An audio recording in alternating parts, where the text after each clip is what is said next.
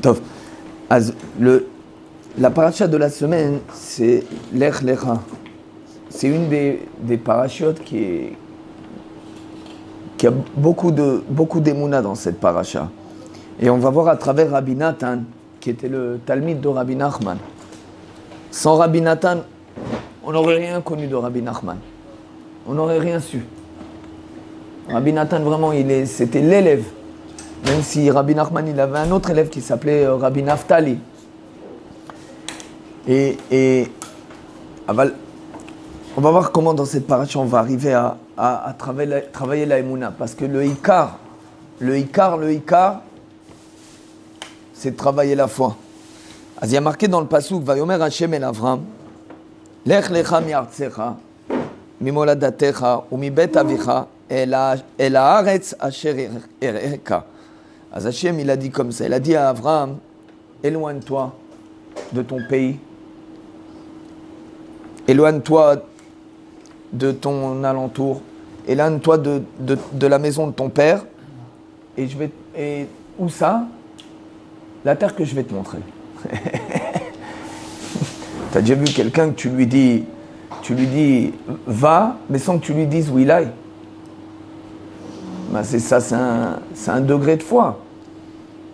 De dire à quelqu'un, sors de tout ce que tu as connu. Sors de ta maison, sors de ton pays, sors de toutes tes habitudes. Et là, Rabbi Nathan, il nous explique en réalité qu'est-ce que c'est. Avant ça, on va dire, le Rambam, il écrit comme ça. Le Rambam, il dit quelque chose de très intéressant. Le pays d'où tu viens, par exemple, nous, la plupart, on est nés en France. Le pays d'où tu viens, tu prends de ce pays les habitudes qu'il y a en France, et tu prends aussi les désirs du pays. C'est-à-dire que chaque pays, il a une particularité. La France, je suis obligé de le dire, hein. La France, c'est le pays où le désir corporel est quelque chose d'important. La beauté physique, l'extérieur. Et quand tu vis, chaque personne, par exemple, tu vas en Amérique, les gens là-bas, c'est plus le one-man show, de montrer la grandeur. Chaque pays a sa particularité. Si tu vas, il y a certains pays où c'est l'art zariout, c'est d'être cruel. C'est ce qu'il a voulu dire. Maintenant, le Rambam, il nous explique quelque chose de très, très, très important. Quand il a dit à Abraham de sortir, il lui a dit, sors de ton pays, sors de ton alentour et sors de ta maison. Normalement, ça doit être le contraire. Quand tu sors d'un endroit, la première chose, tu sors de ta maison, tu sors de ton alentour et tu sors du pays. Pourquoi il y a marqué le contraire? Et ça, c'est une grande leçon pour nous. La clipa, la moins dure, c'est de sortir de son pays. De sortir des habitudes du pays. Ah, t'es venu en Israël, 1 an, 2 ans, 3 ans, t'as un peu perdu tes habitudes. Même s'il te reste un petit peu des choses de la France, mais en réalité, tu perds. Parce que c'est une clipa qui est plus facile. Après, sors de Moladatecha. Moladatecha, sors de ce qui est enfoui chez ta mère. La clipa, elle est un peu plus dure parce que c'est des choses qui ont été données en héritage. Des fois, il y a des mauvaises choses qui sont chez la mère, des habitudes qui ont été ancrées, ou des mauvaises pensées, ou des mauvaises des désirs intérieurs, ou de la cohesse, ou de la colère, plein de choses qui ont été ancrées chez l'enfant. Ça, tu peux aussi sortir de ça. Le plus dur, mibet avira, les choses de ton père. Parce que le père, il représente la gdusha, représente la pureté. Au moment du zivoug, là-bas, la pensée, elle doit être selon la pensée de la personne, comme ça il sort l'enfant. Et c'est ce qu'il a voulu lui dire. Sors de toutes tes mauvaises habitudes, sors de toutes tes mauvaises habitudes et je vais te montrer le pays que tu dois arriver. C'est-à-dire, il ne lui a pas dit où ça. Pourquoi ? Parce que si tu dis à quelqu'un, tu dois faire comme ça, comme ça, comme ça, comme ça, le mauvais penchant direct, il s'attaque. Le mauvais penchant direct, il fait son travail. C'est-à-dire qu'il ne donne pas à la personne l'occasion de dire « Non, mais moi, j'ai reçu une bonne éducation. Moi, j'ai reçu des bonnes choses. » Mais qui t'a dit que c'est ton tahlit ? Qui t'a dit que c'est ce que tu dois faire ? Ah, c'est ce qu'il nous dit Rabbi Nathan. Rabbi Nathan, il explique très bien. Rabbi Nathan, il explique. Rabbi Nathan, il dit comme ça.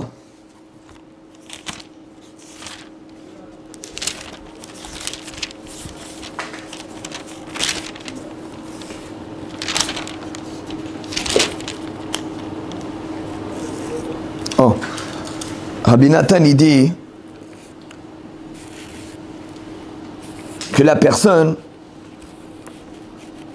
elle doit chercher au plus profond de soi-même son émet à lui, sa vérité à lui, pas la vérité qu'il a reçue. Alors c'est vrai, on a reçu la foi de nos parents, c'est possible qu'on a reçu une bonne éducation. Mais qui t'a dit que c'est ton tikkun à toi ? Qui t'a dit que c'est ta réparation à toi ? Parce que chacun, comme il dit le Harizal, chacun il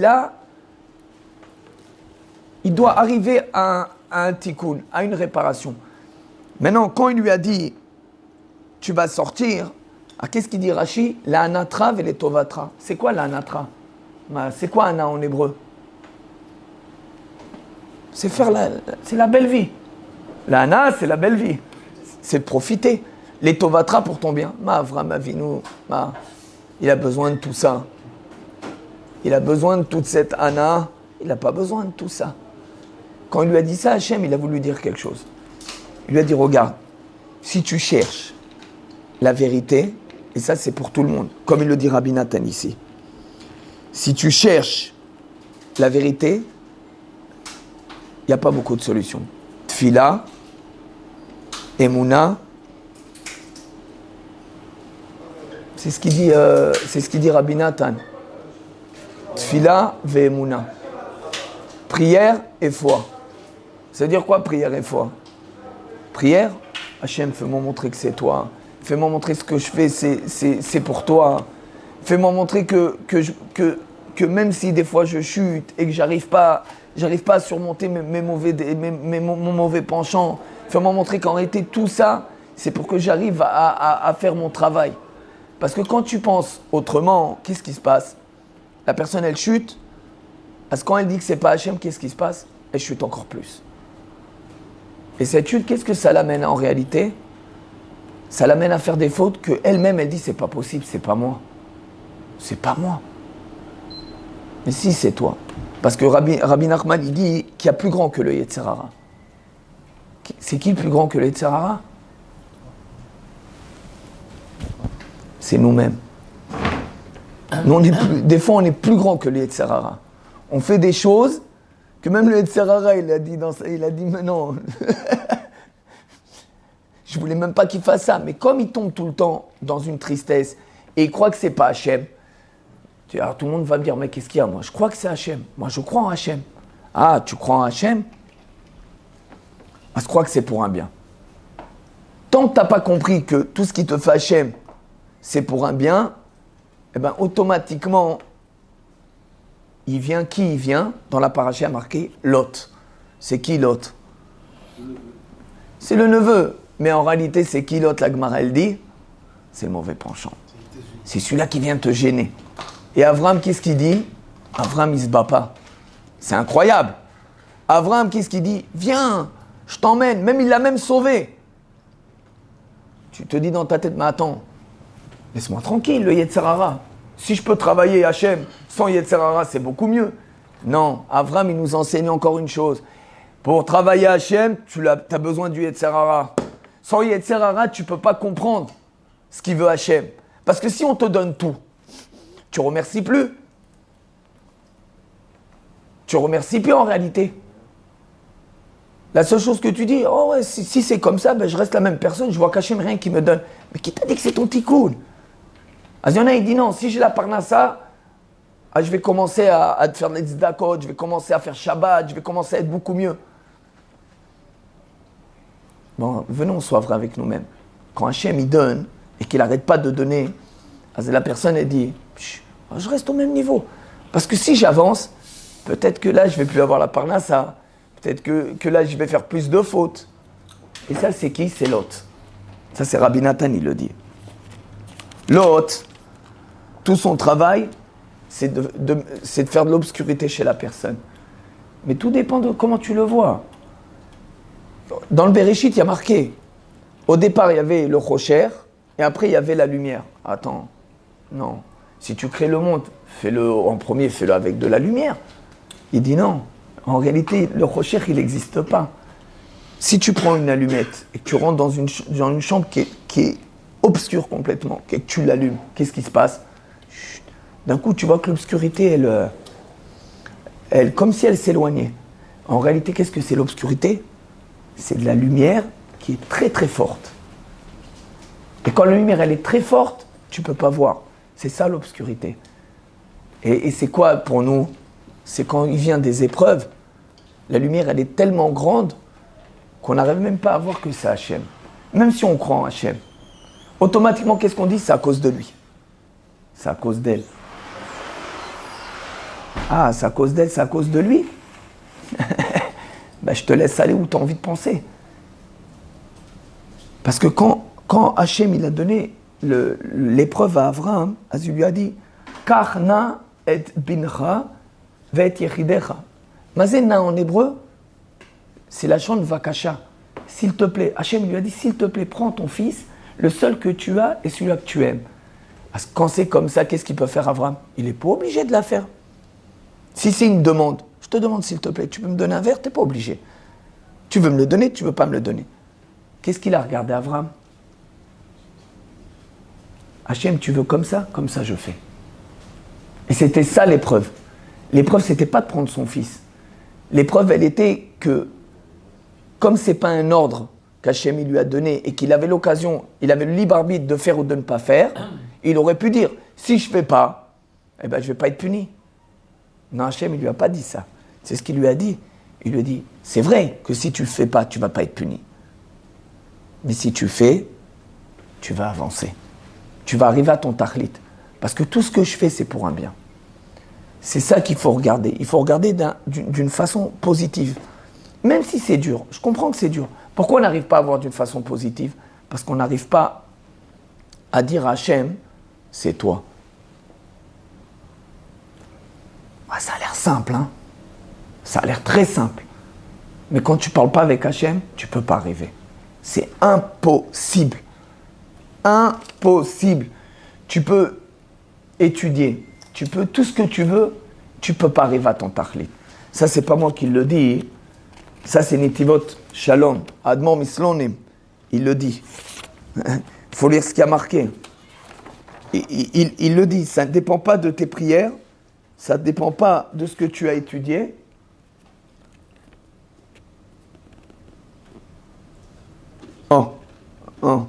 Il ne dépend pas de tes prières. Ne dépend pas de ce que tu as étudié. Ça dépend de la émouna que tu as. Tu crois que c'est Hachem ou tu ne crois pas que c'est Hachem? Maintenant, tu crois que c'est Hachem, ça ne veut pas dire qu'automatiquement tout va se renverser et que tout va être bien. Non. C'est comme on l'a expliqué à plusieurs reprises. Tu vis le résultat. Si tu vis le résultat, automatiquement, tu t'attends à quelque chose. Et quand tu t'attends à quelque chose, t'oublies Hachem. T'oublies Hachem.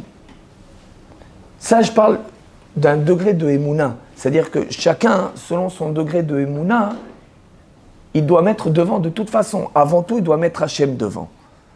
C'est vrai qu'il faut faire l'effort. Il faut faire ce qu'il faut faire. Mais encore une fois, tout ça, c'est un degré d'Emouna. Comment il le dit à la fin? Asher ir'eka. Erika, c'est voir en hébreu. C'est voir. Il y a 2 degrés d'émouna. Il y a plusieurs degrés d'émouna, mais selon la paracha, il y a 2 degrés d'émouna. Il y en a un, tu crois en Hachem, et que quand tu crois en Hachem, que tu n'as pas besoin de voir pour croire, eh bien là, tu commences à voir. Tout devient contradictoire. C'est-à-dire que Abraham, il arrivait à un tel degré d'émouna qu'il voyait Hachem partout. Puisque comme c'est marqué dans les livres, tout est constitué de lettres. Comme c'est marqué dans les livres. Abraham, il voyait Hachem, vraiment. Il voyait Hachem. Il voyait Hachem.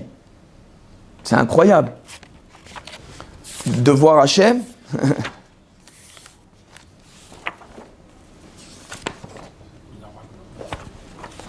Et,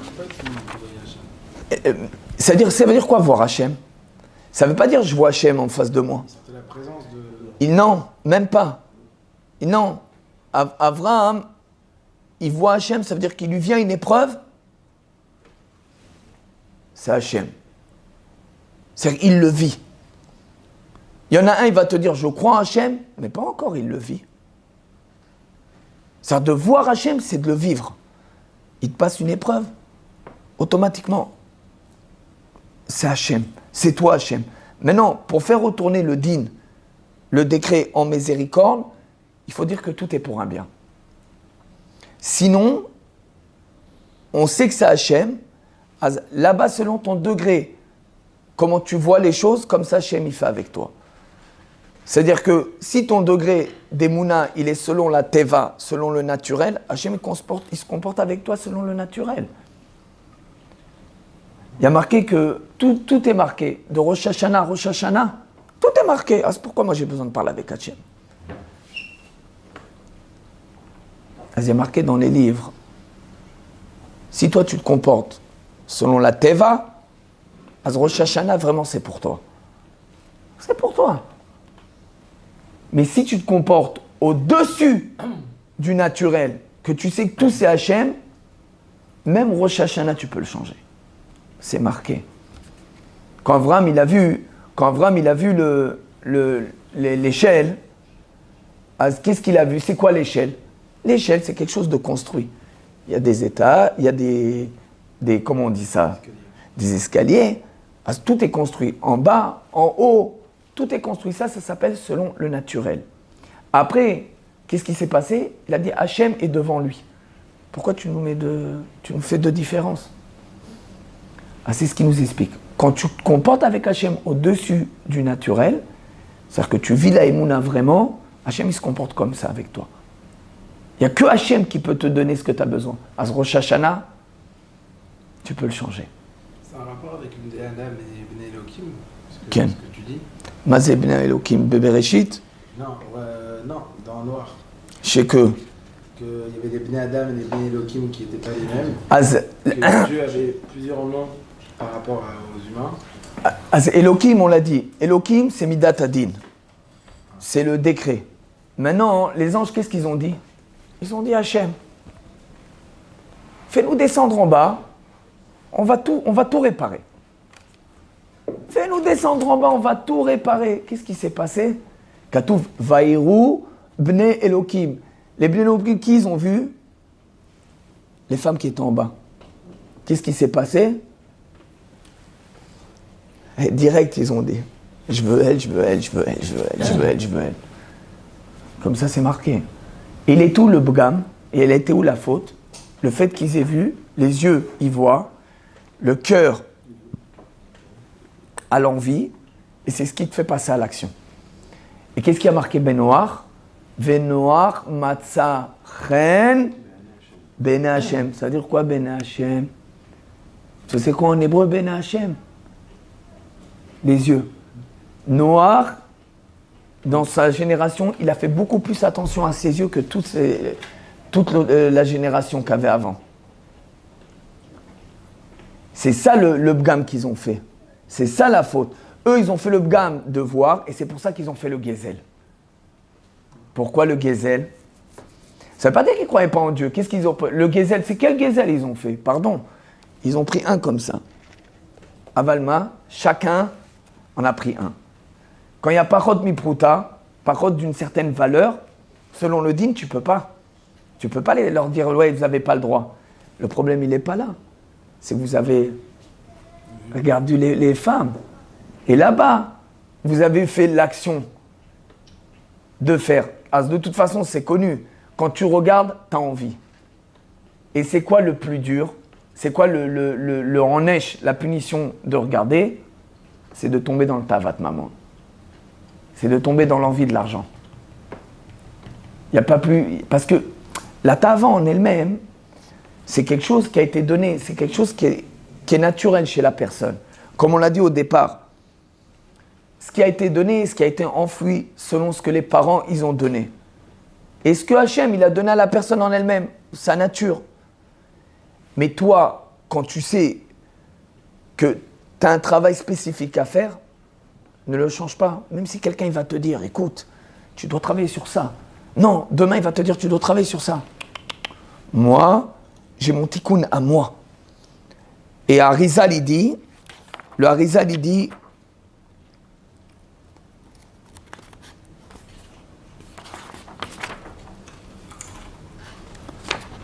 que chaque, le Arizal, il dit quelque chose d'important, il dit que chaque juif, il a son tikkun à lui. Ça veut dire que son tikkun à lui, c'est pas mon tikkun à moi. Mais il y a quelque chose qu'il faut savoir. Les désirs, c'est ce qu'il faut travailler. Tavat maman, tavat achila, tavat shena, celui-là qui aime bien dormir beaucoup. Celui-là qui aime bien envie de dormir, il a tout le temps envie de dormir. Pourquoi? Parce qu'il n'a pas de simcha dans sa vie. Il est tout le temps en tristesse. Vas-y, il préfère dormir. Tavat maman, là, l'envie de l'argent. Tavat yedoua, tavat niouf, l'envie des femmes. Tout le monde en a le même travail. Mais pour arriver à réparer, il faut parler avec Hachem. Rien que parler avec Hachem. Hachem, aide-moi. Hachem, tu vois que je n'y arrive pas. Tu vois que c'est plus fort que moi. Moi, j'ai envie de changer. Mais je fais tout pour toi. Même si je ne me comporte pas exactement comme il faut se comporter. Mais toi, donne-moi la date, donne-moi l'esprit, donne-moi la pensée comme il faut. Mais la personne aussi, elle doit faire attention à elle-même. Elle ne peut pas aller toute la journée à droite, à gauche, après venir à la maison et dire « Ça va chérie ?» faut que la personne soit vraie aussi en elle-même. Mais comme il est connu, Abraham, il a fait un travail. Pourquoi Hachem lui a dit de sortir du pays? Il avait tout là-bas. Qu'est-ce qui lui manquait? Il lui manquait de rien. Pourquoi Hachem lui a dit de sortir? À ça, il y a marqué, il y a un livre qui s'appelle Ben Leoshri. C'était Rabbi Yitzhak Cohen Oberman, à Tzadik Miranana. Il lui a dit comme ça. Il a dit, tout le travail, c'était de chercher les nitzotzot qui devaient réparer. Et ça, c'est pour chacun. Par exemple, Hachem, il te dit, toi, tu dois voyager en France pour aller à un travail. Il y en a, il va dire, je dois aller en France, pour quoi faire? Pour travailler, pour faire de l'argent. Mais quand tu regardes dans le Rouhani, ça veut dire dans la spiritualité, là-bas, tu as des nitzotzot. Là-bas, tu as des étincelles que tu dois élever. Là-bas, tu as des choses que tu dois réparer. C'est pas pour rien qu'Hachem, il t'a envoyé là-bas. C'est-à-dire que quand tu mets ta pensée sur le fait que tu as un travail à faire, ok, gashmi, ça veut dire matériel, il n'y a pas de problème. Mais quand tu sais que tu as quelque chose de spirituel, eh ben, ta matara, c'est-à-dire le but, c'est autre chose. Tu viens là-bas, tu es avec Hachem. Tu es avec Hachem. Ça a marché, ça n'a pas marché matériellement. Ok, tu vas être déçu. Ok, tu vas être déçu. Mais peut-être que tu as fait un travail là-bas que tu ne sais pas. Et qu'en réalité, à la fin, quand tu vas regarder, tu vas dire, ah, il y avait quelque chose. Tu vas rencontrer peut-être quelqu'un que tu n'as pas rencontré des années. Peut-être que tu vas dire quelque chose, que tu vas réveiller quelqu'un. Peut-être que tu vas aider quelqu'un que tu pensais que lui, Baruch Hashem, il avait tout ce qu'il avait dans sa vie. Et que toi, tu viens pour l'aider. Tu ne sais pas ce qu'Hachem il veut faire. Et Abraham, il est arrivé à un tel point que là-bas, il a pratiquement tout réparé, il faut le faire sortir. Et l'autre, comme on a dit, c'est l'Yetzer Hara. Qu'est-ce qu'il a fait l'autre? il ne peut pas laisser la Gdoucha. Parce que le mauvais penchant, il peut pas être dans un endroit s'il n'y a pas de Gdoucha. S'il n'y a pas de pureté, il ne peut pas être là-bas. Parce qu'il a besoin. Il a besoin de vivre lui aussi. D'où il prend ses forces? Comme on dit en hébreu, Yenika. C'est-à-dire, ou l'Okear. C'est-à-dire, il prend. D'où il prend? Il prend de la Gdoucha. À ce tous, on peut se poser une question. Et ça, c'est. Dans les endroits sales, alors. Quel? Quel? Il y a. Parce qu'il n'y a pas de Gdoucha, c'est tout sale. Non. S'il n'y a pas de Yetzara, il n'y a pas de Gdoucha. S'il n'y a pas de Gdoucha, il n'y a pas de Yetzara. Mais des endroits sales à Paris, comme ça, les endroits un peu bizarres. On t'a pas. Regarde, il y a des endroits, par exemple, Mitzrayim. L'Égypte, quand Avram il a été en Égypte, il y avait plus sale que l'Égypte. L'Égypte. L'Égypte, il y a marqué que c'était l'endroit de Zima. Zima, il y avait tout là-bas. Tout ce que tu as envie, il y avait là-bas. Zdom Vamora. Zdom Vamora, il y avait tout. C'est pourquoi Avram il va là-bas. Qu'est-ce qu'il y a, man? Tu as besoin de rentrer dans un endroit où il y a là-bas, tu vas avoir là-bas des épreuves que tu ne vas pas surmonter. Et comment on le sait? Comment on le sait que directement quand il est venu en Égypte, il a commencé à sentir que là-bas c'est waouh, c'est là-bas et que le désir corporel. Comment il l'a su? C'est la première fois que Avram, qu'est-ce qu'il dit? Il dit comme ça.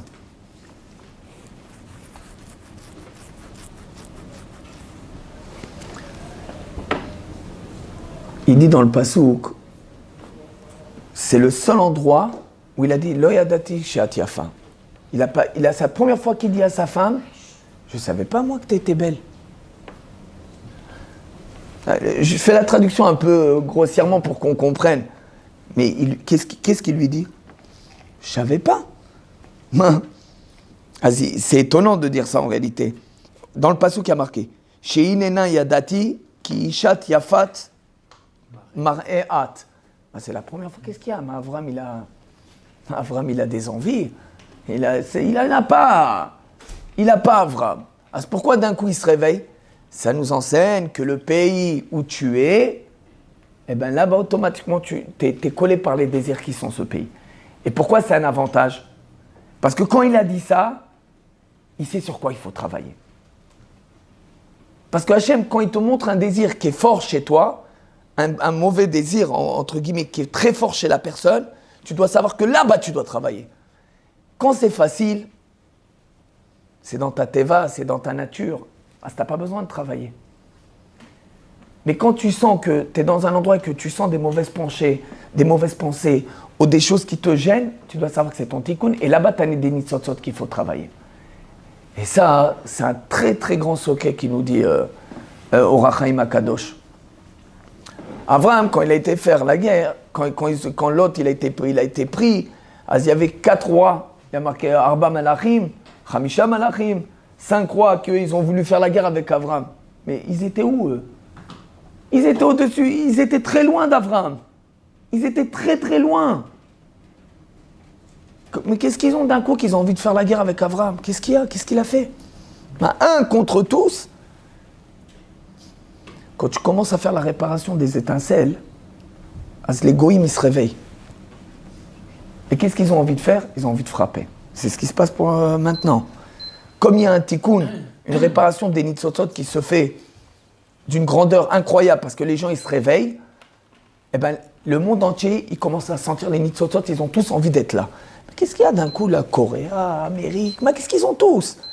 Laisse-nous tranquille. On est 5 millions dans ce pays, qu'est-ce que tu nous veux? La nitzotzot, les étincelles, ils ont tous envie parce qu'ils savent que s'ils vont faire réparation de tous les nitzotzot, eux ils n'existent plus. Ils n'ont plus de kiyum. Ils ne sont plus là. Et c'est ce qui s'est passé quand Abraham il est parti, les gens ont commencé, wow, il se passe quelque chose. Et quand il est venu en Égypte, c'est pas pour rien qu'il est venu en Égypte. Il a fait quoi en Égypte? Il n'a rien à faire là-bas. Il a été faire le travail des nitzotzot pour que quand on sera dans l'esclavage, après, quand il y a marqué dans Shemot, que là-bas, ça sera plus facile pour nous. Sarah, il y a marqué, par haut, il l'a emmené chez elle. Il a vu que... Mais et qu'est-ce qu'il dit à Abraham? Il lui ne me dit pas que Ne lui raconte pas que je suis ton mari. Hein. C'est compréhensible, non? Non, non. Ah, prends le mari le plus... Il va se battre, même s'ils sont 100 000, il va se battre. Jamais il va laisser sa femme. Quand tu sais c'est quoi ton tikkun, quand tu sais c'est quoi ce que tu dois réparer, tu n'as peur de rien parce que tu sais que c'est Hachem. Et Sarah, il est marqué dans les livres que sa névoie, la névoie de Sarah, sa pensée divine, elle était beaucoup plus grande qu'Avram. Beaucoup plus grande. Et qu'est-ce qui s'est passé Paro quand il l'a pris? À chaque fois qu'il voulait faire quelque chose, Paro, il prenait des coups dans la tête.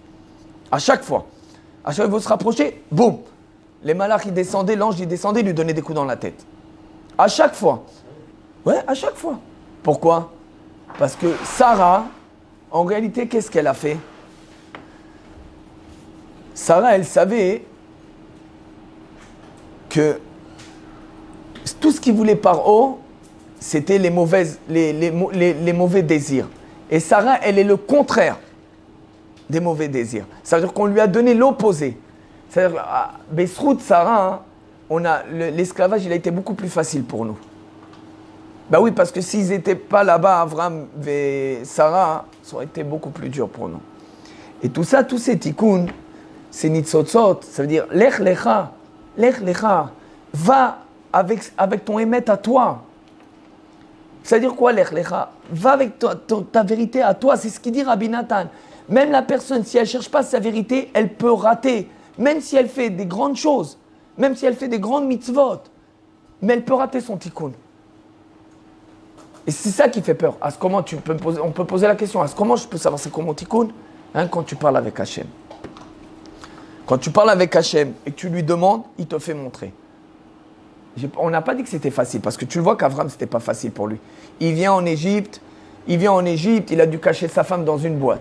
Il a il a dû faire plein de choses. Presque ils ont voulu le tuer, presque ils ont voulu tu te mets à l'intérieur des épreuves, tu n'as pas le droit. Mais comme il sait, Avram, que son tikkun, c'est de faire ce travail, il n'a plus posé de questions. Et c'est ça l'important. On est toujours en train de dire, qu'est-ce qu'ils vont dire? Qu'est-ce qu'Hachem il va dire? J'ai envie de faire parce qu'Hachem il l'a dit. C'est ça la vraie nisayon, c'est ça la vraie épreuve de la personne. L'épreuve, c'est pas ce qu'elle passe. L'épreuve, c'est ce que Hachem il veut. C'est ça la vraie épreuve. Ah, si t'as envie de faire contre Hachem, il n'y a pas de problème. Chas v'shalom. Tu as le libre arbitre de faire ou de ne pas faire. Mais tu veux vraiment faire ton tikkun? Accepte la volonté divine. Accepte ce qu'Hachem il veut. Et ça, on peut rentrer dans un point qui est important. Selon les secrets de la Torah, pourquoi Avram il a pris notre femme? Qui l'a pris? Il a pris Agar. Ah ça, il y a marqué dans les Sifrei Kabbalah. La valeur numérique de Agar, c'est 208. Ouais. Yitzhak, combien c'est? 208. Agar ve Yitzhak, ça a la même valeur numérique. Besrout Agar, c'est-à-dire avec le srout de Agar, Yitzhak, il est sorti de Sadik.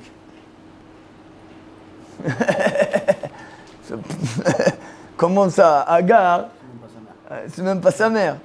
Ah, c'est pas sa mère. Ok. Qui c'était Agar? Agar, c'était la fille de Paro. C'était sa fille. Qu'est-ce qu'il a dit Paro, le pharaon? Qu'est-ce qu'il a dit?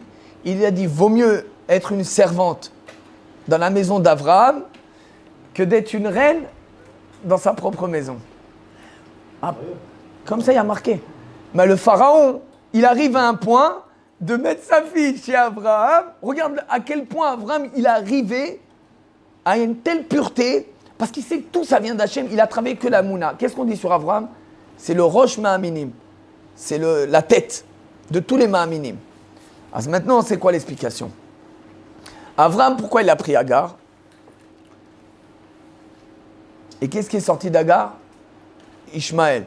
Alors celui-là, il nous fait des tsarot, celui-là nous fait des problèmes à droite et à gauche. Comment ça se fait? Pour sortir Yitzhak, il fallait... Parce qu'il ne faut pas oublier Abraham de qui il vient. C'est qui de son père? Le père d'Abraham, c'est Terach. Et comme on a dit, mi bet avicha, ce que ton père, il t'a inculqué à l'intérieur de toi-même.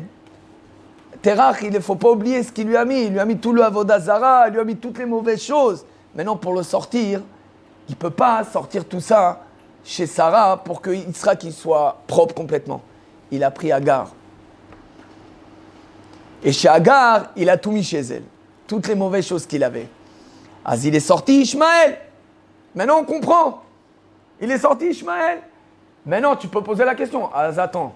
Si c'est comme s'il a tout mis, ah, c'est pourquoi Yitzhak il est sorti Esav. Ah. Il est naqué après. Ah, on va expliquer pourquoi. Avraham, il chesed. Avraham, il a la miséricorde. Ok? Mais c'est impossible.